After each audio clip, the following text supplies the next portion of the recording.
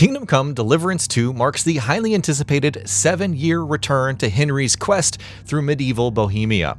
It's not quite the departure from the first game some may have hoped for, but its improvements result in a seriously impressive game worthy of accolades.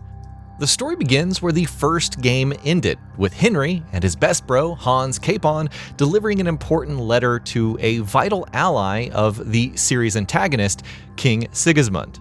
15th century Bohemia is suffering from a violent civil war, and Henry, as a common blacksmith's son, finds himself a bit out of his depth amid the political turmoil.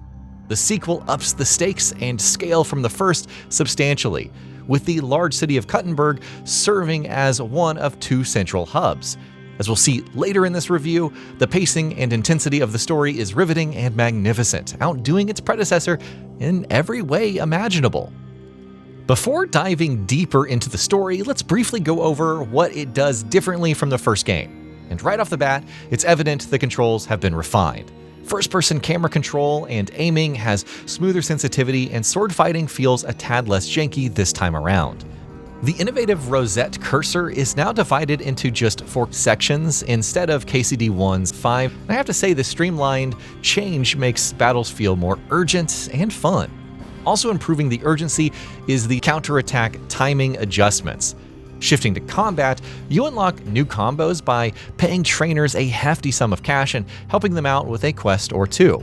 Pulling off combos like the Master Strike is super rewarding, just like countering is this time around. If you're not so keen to get up close and personal, KCD2 introduces a new batch of ranged options: crossbows and guns.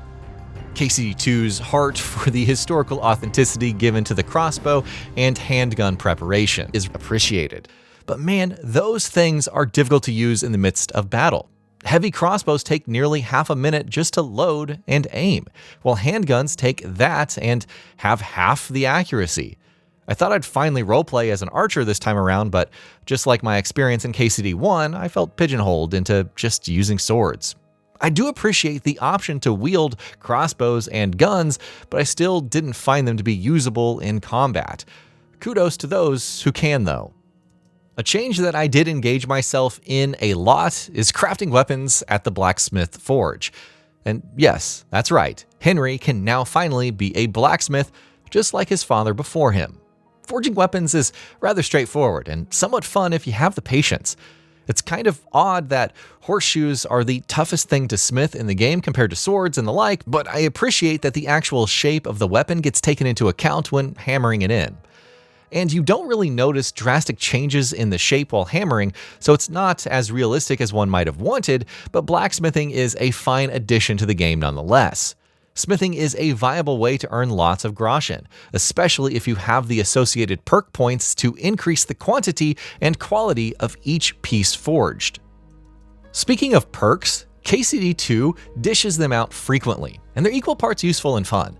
You level up various attributes whenever you engage in the associated activity, and then get the option of choosing one of many requisite perk points. Crouching while picking pockets and lockpicking doors in turn make stealth gameplay more easy, potent, and viable. For example, KCD2 has perhaps one of the better balanced perk trees in the genre. The way these perks customize the player's gameplay style feels personalized in a way that honestly few games do. Between the 278 perks available in the game, you have the usual passive and active buffs and some significant game changers that can ease certain aspects of the game's realism. For example, perk cures 10 points of health when washing at tubs or piers, in addition to healing 25% when sleeping. Taking a simple wash next to a lake usually doesn't cure health, but with this perk, it does. Dreaded Warrior adds a completely new dimension to combat, granting Henry a Skyrim-like shout that decreases enemy morale while increasing personal stamina and the like. Many perks change how KCD2's mechanics operate, allowing the player to custom tailor their gameplay experience. KCD2's wonderful perk system works in tandem with various other systems to specialize your experience. Henry now has a reputation to deal with, a new addition that alters the way characters think of him. Reputation works similar to Morrowind's renown system that NPCs charge more money for goods or downright refuse to speak to you if you're hated. Each town and settlement in KCD2 has its own reputation values towards Henry, from 0 to 100. At the start of the adventure, I found that most villagers wouldn't even speak to me until I had at least 60 or so rep. And so I was forced to do some quests and tasks for folks, carefully choosing my words lest I completely destroy our relationship. Now, this process felt very familiar to me considering my love for Morrowind, so I was delighted to set roots in villages and slowly build my reputation in KCD2. Though it's fairly easy to just keep your reputation around 100 everywhere you go in KCD2, you just need some expensive clothing and a high enough speech level, and you're pretty much set.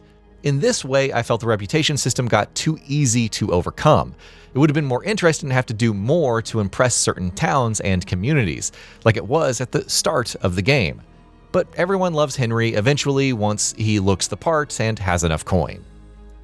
Reputation feeds into many dialogue options presented to Henry throughout the course of the game.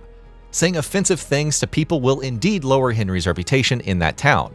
Important characters actually have their own reputation values, though it's not shown anywhere in the menus. I'm frankly in love with KCD2's dialogue options. They're so diverse and impactful, while avoiding that video gamey, color-coded UI that tells you outright what morality each dialogue is aligned with. What's more, dialogue options aren't really organized in a way that lets you know what choice the game subtly wants you to choose. Some responses result violently, while some lead to quests and friendships, and you'll have to rely on your own read on the situation rather than icons and indicators to make that decision. Like reputation, a high enough persuasion level can get you new dialogue and added favor with characters. How persuasive you are depends on appearance, whether you've bathed and have rich clothes, knowledge in a specific field like smithing, and a set of skill checks. The persuasion system in KCD2 is intricate and tied into all other systems at play so as to make me really care about how I'm playing other aspects of the game. KCD2 does dialogue choices in perhaps the most organic way I've seen in an open world game yet, and it actually has consequences to boot. Some consequences lead to side quests or tasks. My favorite aspect of side quests is how the world responds to Henry's escapades later down the line. Characters will reference an earlier side quest and what they've been up to after the events of that quest. There's almost always some follow-up to these quest interactions, even if they're simple and sweet like a thank you. I especially love the feedback characters give to Henry during the wedding of the main quest. Most of the important characters in the Trotsky region celebrate with Henry, bringing up how he did or didn't help them. Various side activities are mentioned during key moments, making your activities around the realm feel impactful. You really feel a sense of friendship and camaraderie with these characters after doing so much for them and knowing their backstories. That said, the quality and tangible reward of some side quests leave me somewhat less thrilled. Some side quests have disappointing conclusions with no reward despite hours of effort. One lengthy quest involves traveling half the stretch of an entire map to find an obscure dig site. Once I reached the site, I was ambushed by two warring factions who wanted the buried contents for themselves. I only had two options: calmly negotiate and split the reward, or fight a lot of them. Since my Henry is more of a diplomat than a bloodthirsty brawler, I opted for the first option. To my dismay, this route led to a complete lack of acknowledgement from the quest giver and zero reward in the end, making me feel like I just wasted my time. There are just a few quests like this, but the payoff and reward, story-wise and gameplay, left me a bit disappointed. The good side quests are impressive though, even maintaining the same level of cinematography as the main quest at times. KCD2 is so chock full of activities and quests that it can be quite overwhelming, especially given how large the game world is, twice as big as the first game. The game mitigates this impressive scale through a somewhat nostalgic fast travel system. Like the first game, you unlock the ability to fast travel to a town or a point of interest upon discovering it firsthand. To fast travel, simply open up the map and select the destination. A pawn of Henry then moves along the map, interrupted by occasional random encounters. I still like this system, but there are many times when you need to get to multiple places across the map just to get to a tailor or quest, and that consumes in-game resources and lots of time to do. A big part of KCD2's appeal is its historical authenticity and sim-like gaming systems. This is why fast traveling everywhere can be a resource drain. It depletes hunger, sleep, and accelerates in-game time, which means shops may be closed when you arrive. This realism is hit or miss with players, with some adoring the constant need to do simple tasks like bathe and eat, while others feel it drags down the pacing. While KCD2 maintains the realism of the first game, certain perks do allow you to speed up and overcome some of these more mundane sim elements. The start of the game is the roughest in this regard. You have nothing. No reputation, no money or items, and no familiarity with the world yet. And that is precisely when the sim elements feel the most pressing. I found that after the first 10 hours or so, you start to gradually overlook these little lifestyle necessities, and the gameplay flow becomes much more fluid. Still, one design decision I remain firmly opposed to is the save system, particularly Savior Schnapps. Yes, you still need the Savior Schnapps consumable to save the game. However, the notorious drink is easier to obtain this time around, and it isn't the only way to save. For one, it's fairly easy to craft Savior Schnapps, and you get this recipe early on and there is an abundance of ingredients. Besides the Savior Schnapps method, there's a consistent autosave after every quest milestone and an exit save. That's 3 save methods, though watch out because your autosave and exit save will overwrite the previous ones. There were many instances when I had to constantly reload old saves due to a stealth mission that had gone awry or an unsuspecting bandit attack on a dapper, though unarmored, Henry. I even lost 3 hours of progress once or twice. Compounding this is the long load times. There's hardly any loading once you're in one of the 2 open world maps, but the initial load is quite long. This can really make stealth missions drag on when you're getting caught, and also discourages experimentation when frequent loading is common. And I know I'm going to get flack for pointing this out, but KCD2 has a bit of an uncanny valley problem at times. Faces and voices noticeably repeat between villagers and incidental NPCs. This is expected in an open world of this scale, of course, but it's especially noticeable when playing dice.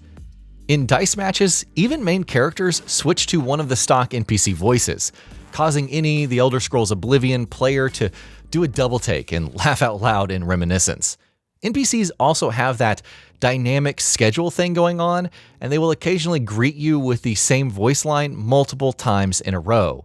There's more variety in NPC clothing and faces in The Witcher 3 and Cyberpunk 2077 than KCD2, but NPCs are certainly more varied than anything from Bethesda at the very least.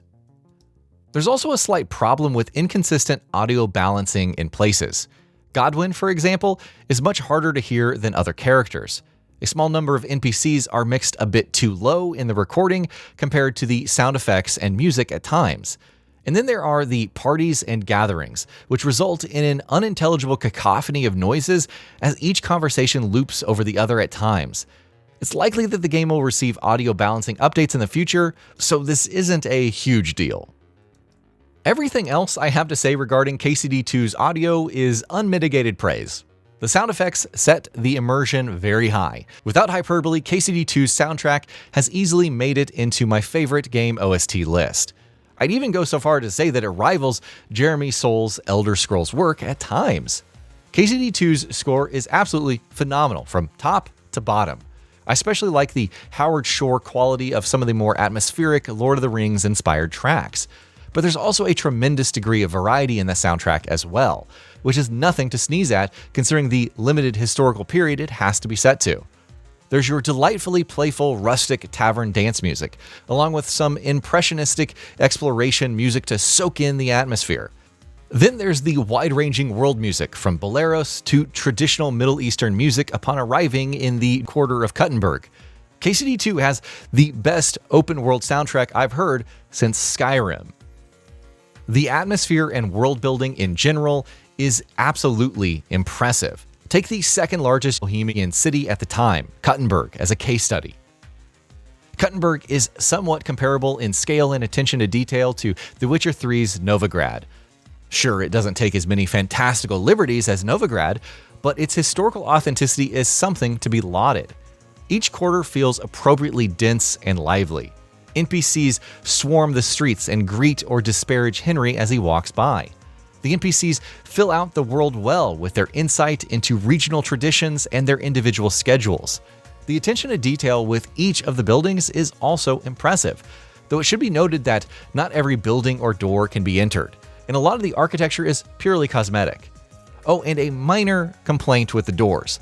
The lack of an icon indicating that a room is unlawful to enter is irritating, especially considering the dynamic nature of NPCs and the repercussions for committing crimes. But back to the towns. The smaller towns and castles are also impressive in their own right, though closer to what you'd expect from the first game. In general, KCD2 shows superb attention to detail with every environment. Ditches have little puddles of water in them, and various tools like shovels and shears dot the many farms and residences. The graphical boost from the first game is wonderful. This truly feels like a 6 to 7 year graphical leap with its sharp 4K resolution and range of HDR and deep color output.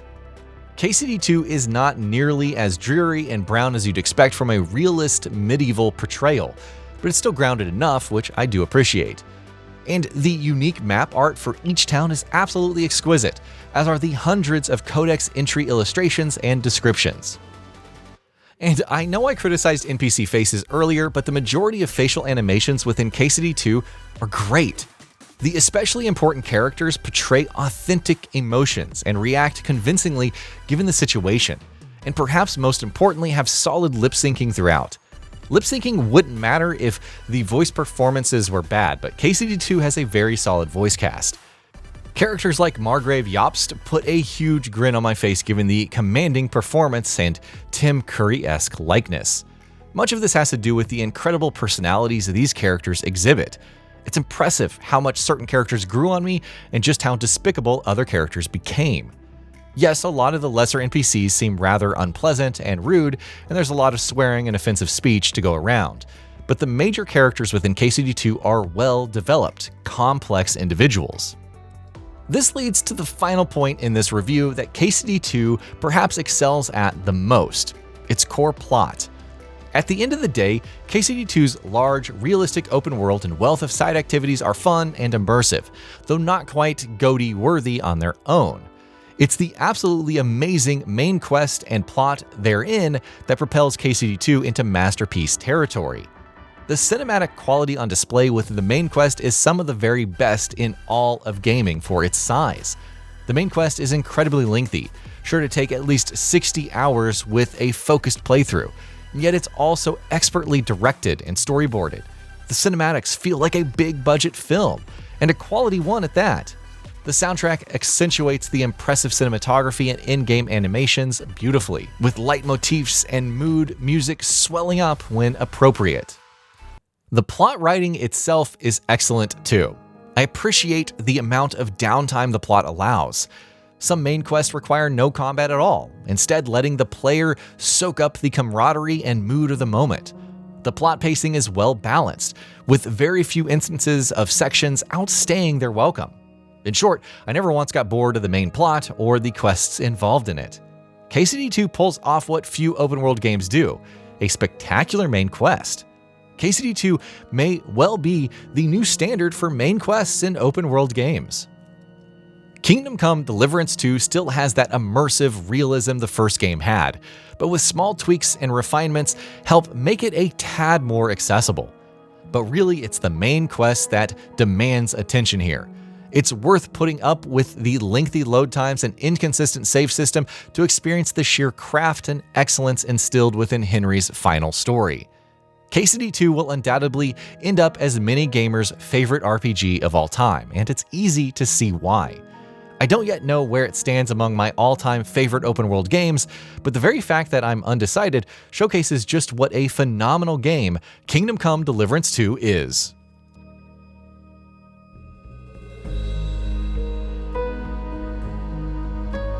And that'll be about it for this one. If you guys like what we're doing at GamingBolt, please consider subscribing to our channel, and I'll see you guys on the next video.